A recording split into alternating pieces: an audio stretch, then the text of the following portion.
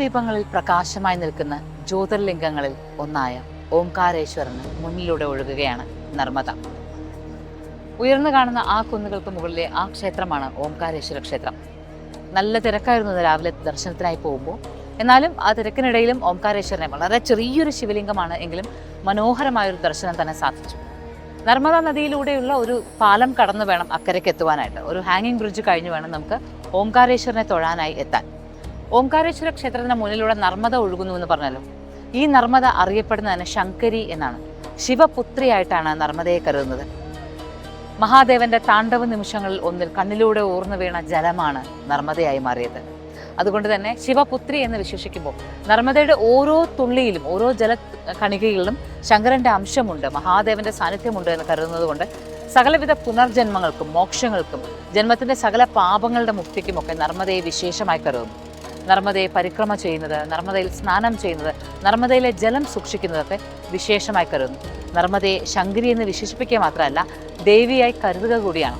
അങ്ങനെ ഈ പുഴയ്ക്ക് മധ്യത്തിൽ, പുഴയുടെ ചുറ്റും നമുക്ക് കാണാം പ്രത്യേക രീതിയിലാണ് കല്ലുകളെല്ലാം ആരോ ഒരു ശില്പി കൊത്തിവെച്ചതുപോലെയാണ് നമുക്ക് തോന്നുക. ആ കൊത്തിവെച്ചിരിക്കുന്ന ശില്പങ്ങൾക്കും കല്ലുകൾക്കും നടുവിലൂടെ നമുക്ക് ഓംകാരേശ്വരനെ ദർശിക്കാനാകുമ്പോൾ ഇവിടെ ഒരു പ്രത്യേകതയുണ്ട്. ഓംകാരേശ്വരവും അമരേശ്വരവും രണ്ടും ഒരു പുഴയുടെ അക്കരയും ഇക്കരയുമായി നിലകൊള്ളുകയാണ്. മാമലേശ്വരം എന്നുകൂടി അറിയപ്പെടുന്ന അമരേശ്വരം. ജ്യോതിർലിംഗങ്ങളായി കരുതുന്ന ശിവക്ഷേത്രങ്ങളിലെ രണ്ട് ശിവലിംഗങ്ങൾക്ക് നടുവിലൂടെ ഒഴുകുന്ന നർമ്മദ വിശേഷമായി കരുതുന്നു. നർമ്മദയുടെ ആ ഉണർന്നു വരലും ഒഴുകലും ഒക്കെ സകല പുണ്യങ്ങളെ, ഭാരതീയതയുടെ മുഴുവൻ വിശുദ്ധിയിലൂടെയാണ് എന്ന് മനസ്സിലാക്കുവാനാകുന്ന ഒരു പ്രദേശത്താണ് നമ്മൾ നിൽക്കുന്നത്.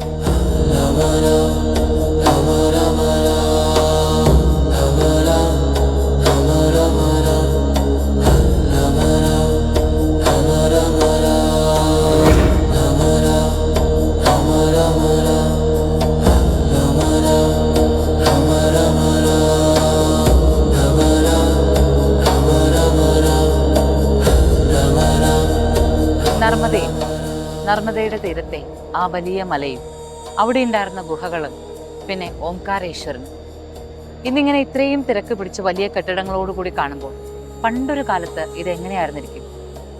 സാക്ഷാൽ ശങ്കരാചാര്യർ ഇവിടേക്ക് വന്ന കാലത്ത് തികച്ചും കാടും പുഴയും മലയും ഗുഹകളുമായിട്ടുള്ളൊരു പ്രദേശമല്ലേ? ഇവിടെ വെച്ചിട്ടാണ് ശ്രീ ശങ്കരാചാര്യർ തൻ്റെ ഗുരുവിനെ ആദ്യമായി കാണുന്നത്. ഗുരു ഗോവിന്ദ പാദരുടെ ദർശനം ലഭിക്കുന്നത്.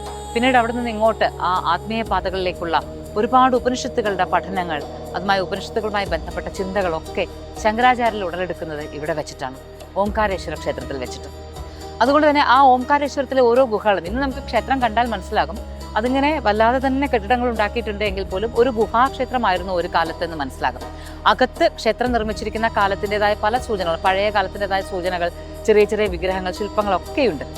എങ്കിലും അതൊന്നും ഇല്ലാതിരുന്നൊരു കാലത്ത് ഒരു ഗുഹയ്ക്കുള്ളിൽ ആ ഓംകാരേശ്വരൻ പ്രകൃതിയാൽ തന്നെ ഇങ്ങനെ ഉറവകളിലൂടെ ജലാഭിഷേകം നടത്തിക്കൊണ്ടിരിക്കുന്ന ഒരു ഓംകാരേശ്വരനെ ശങ്കരാചാര്യർ കണ്ടപ്പോൾ, സാക്ഷാൽ ശങ്കരാചാര്യർ കണ്ടപ്പോൾ അദ്ദേഹത്തിലെ ആത്മീയമായ ഉണർവുകൾ മുഴുവനും ഒരൊറ്റ സമയം കൊണ്ട് ലോകത്തിന്റെ മുഴുവൻ പ്രപഞ്ച സത്യത്തെ, ആത്മബോധത്തെ, ശുദ്ധബോധത്തെ മനസ്സിലാക്കുവാൻ അദ്ദേഹത്തിന് സാധിച്ചിട്ടുണ്ടാവാം.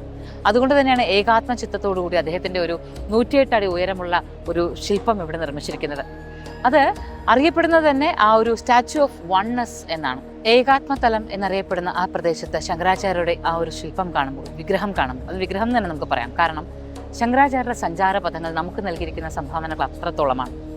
പക്ഷേ ഓംകാരേശ്വരത്തിൽ അന്നത്തെ പോലെ തന്നെ ഗുഹയും മലയും പുഴയും ഒക്കെയായി തന്നെ ബാക്കിയുണ്ടായിരുന്നുവെങ്കിൽ, ഇന്നീ കാണുന്ന തിരക്കുകളോ കെട്ടിടങ്ങളോ ഒന്നും ഉണ്ടാകാതിരുന്നെങ്കിൽ നമുക്കൊരാഗ്രഹം തോന്നും. ഒരുപക്ഷെ ദീർഘവീക്ഷയായ ശങ്കരാചാര്യർക്കും അത് തോന്നിയിരുന്നിരിക്കാം.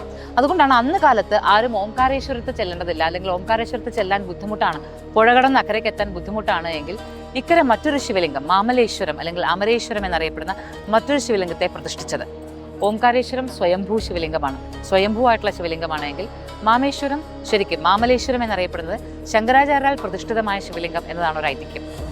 ഓംകാരേശ്വരത്ത് എത്താൻ സാധിക്കാത്തവർ മാമലേശ്വരനെ തൊഴുതാൽ മതി എന്നുള്ളതായിരുന്നു ആ കാലത്ത് കരുതിയിരുന്നത്.